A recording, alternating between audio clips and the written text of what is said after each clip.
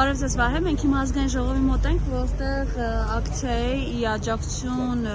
մեր քաղբանտարկյալների եւ ստակ պահանջներ, որ այսօր այս մարդիկ գտնվում են Հայաստանի բանտերում, խոշտանգում են ըստ էության նաեւ։ Խնդրեմ օրվա ակցիայի հետ կապված ձեր խոսքը։ Բարև ձեզ, ողջունում եմ մեր սիրելի հայրենակիցներին տեղեկացնենք, որ ազգային ժողովում այսօր լինելու են արտերկրյա հյուրեր, մենք եկել ենք քաղբանտարկյալների եւ մեր գերիների նկարներով քաղաքական ակցիա ենք իրականացնում, որպեսզի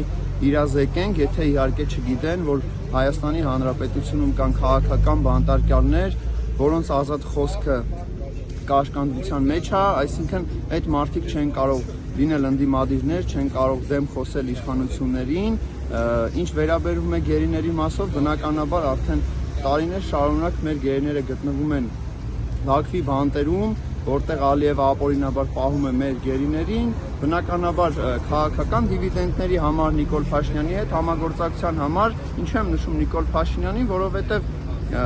իշխանությունները մեր երկրում մատը մատին չեն տվել, որպեսզի մեր ռազմական գերիները, ովքեր որ գտնվում են Բաքվի բանտերում, վերադառնան,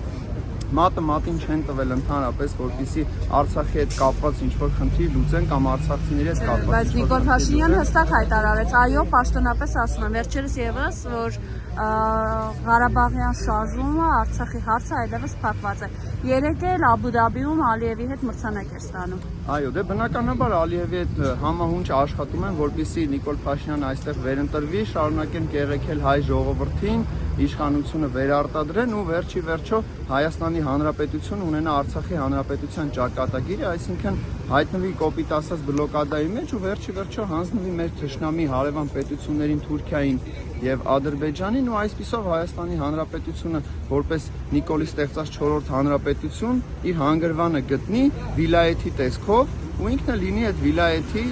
իշխանը այսպես կոչված եւ վերջի վերջո եթե հայ ժողովուրդը պատմությունը հայտնի է, որ դավաճաններին թուրքերն էլ չեն սիրում, դա դեռ հարց է։ Ընդհանրապես ամբողջ աշխարհում դավաճաններին ոչ հարգում են, ոչ սիրում են, բայց օգտագործում են։ Հետո ըստ արժանվույնս օգտագործելուց հետո բնականաբար ազատվում են այդ դավաճաններից, տալիս են հետ ժողովրդին ու ժողովուրդը իր դատավճիռը տալիս է։ Ցավոք սրտի լինում են բնականաբար կորուստներ, որտեղ դավաճանության արդյունքում մենք ունենում ենք զոհեր, կորուստներ, տարածքային կորուստներ եւ այսպես շարունակ եւ վերջի վերջո հայ ժողովրդի արժանապատվությունը մեր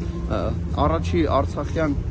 գոյամարտներ, մեր անկախություններ, մեր վերածնունդներ, մեր ցեղասպանություն ապրած ժողովուրդը վերջի վերջո վերածնունդով, անկախությունով փորձում էր մխիթարվել ու նոր հաղթանակներ կերտել, որպեսզի ավելի բարեկեցիկ ապրի, Նիկոլ Փաշինյանը եկավ, այդ ամեն ինչը պղծեց, ոչնչացրեց, վաճառեց, հանձնեց ու շարունակում այդ ամեն ինչը եւ Աբու Դաբիում եւ մնացած այլ տեղերում։ Բայց վերջերս իրենք դիսկոտեկ էին կազմակերպել եւ դրանով ասում են, որ ցույց են տալիս, թե տեսեք ինչքան երջանիկ է երիտասարդությունը, քեֆ, ուրախություն, չնայած երիտասարդությունը զրճող է ասված, մենք այնտեղ տեսնում էինք ովքեր են։ Եթե երիտասարդությունը Գեորգիքսն է ու իր նմանները հարամ լինի տենց երիտասարդությունը ու եթե մեր վարչապետը Նիկոլ Փաշինյանն ու այդ երիտասարդությունը հարամ լինի տենց իշխանությունն ու երիտասարդությունը, էլի, ուրեմն